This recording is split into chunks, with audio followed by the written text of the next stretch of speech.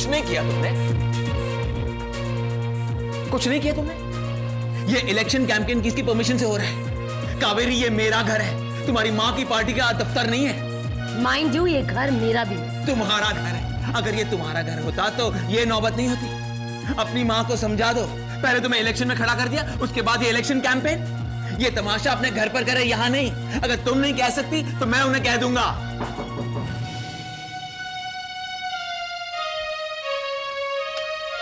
राकेश भैया, अरे कावेरी भाई, मैं तुम्हें नीचे ढूंढ रहा हूं। एक सलाह करनी थी तुमसे। अगर तुम्हें कोई एतराज ना हो तो मैं सोच रहा था कि नैना देवी को अगर अपनी कंपनी के बोर्ड ऑफ डायरेक्टर्स में शामिल कर लें तो कैसा रहेगा? भैया, इसमें एतराज की क्या बात है? ये तो बहुत खुशी की बात है। तुम्हारे लिए खुशी की बात होगी, मगर मुझे इस बात पर एतराज है। तुम्हें क्या एतराज है प्रतीक? भाई वो पॉलिटिकली इतनी इन्फ्लुएंस्ड हैं, उनका दबदबा है, इतना तजुर्बा है उनका, और ऊपर से हमारे रिश्तेदार भी हैं। वो कुछ भी हो, मैं इतना जानता हूं भैया, प्रोफेशनल और पर्सनल लाइफ को मिक्स नहीं करते।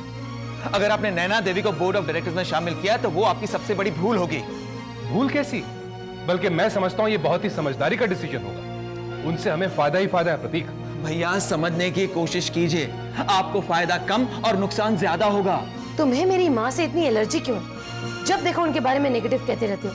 अगर मेरी माँ बोर्ड ऑफ डायरेक्टर में शामिल हो जाए तो उसमें नुकसान क्या है? हाँ, तुम अच्छी तरह से जानते हो मैं ये सब क्यों कह रहा हूं। मुझे तुमसे कोई बहस नहीं करनी। That's my view and that's final. आप लोगों को जो करना है वो कीजिए।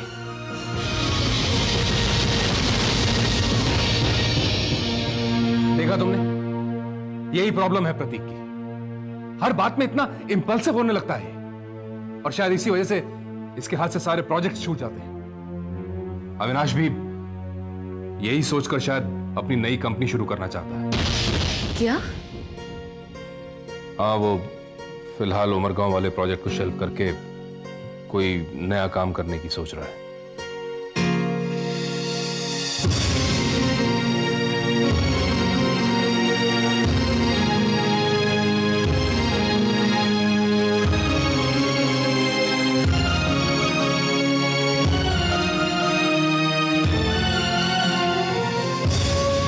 अविनाश,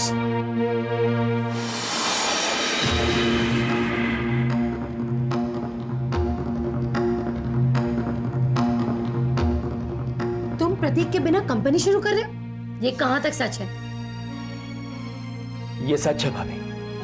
तुमने एक बार भी नहीं सोचा कि तुम्हारे इस फैसले से तुम्हारे भैया कितना दुखी होंगे?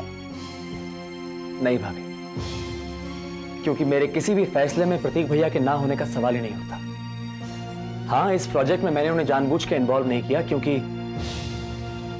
आजकल वो बहुत डिस्टर्ब है। What do you mean by disturb है? ये बात आप अच्छी तरह जानती हैं कि वो डिस्टर्ब क्यों है भाभी। आपके इलेक्शन के फैसले ने उन्हें परेशान करके रखा हुआ है। वो मेरे इलेक्शन में खड़े होने से इतना हर्ट नहीं होंगे जितना तुम्हारे इस फैसले से होंगे। आप मेरा यकीन क्यों नहीं करती भाभी? प्रतीक भैया इस कंपनी में मेरे साथ हैं। जैसे ही हालात ठीक हो जाएंगे वो इस कंपनी को ज्वाइन कर लेंगे। मुझे तुम पर पूरा भरोसा है अविनाश, लेकिन उन लोगों पर नहीं है जो तुम्हारे कान भर रहे हैं। एक बार अपने दिमाग से सोचो। मैं अच्छी तरह जानती हूँ कि तुम प्रतीक का कभी बुरा नहीं सोच सकते, लेकिन कुछ लोग हैं जो उसका बुरा सोचते हैं। लेकिन मैं ऐसा कभी नहीं होने दूंगी, कभी नहीं।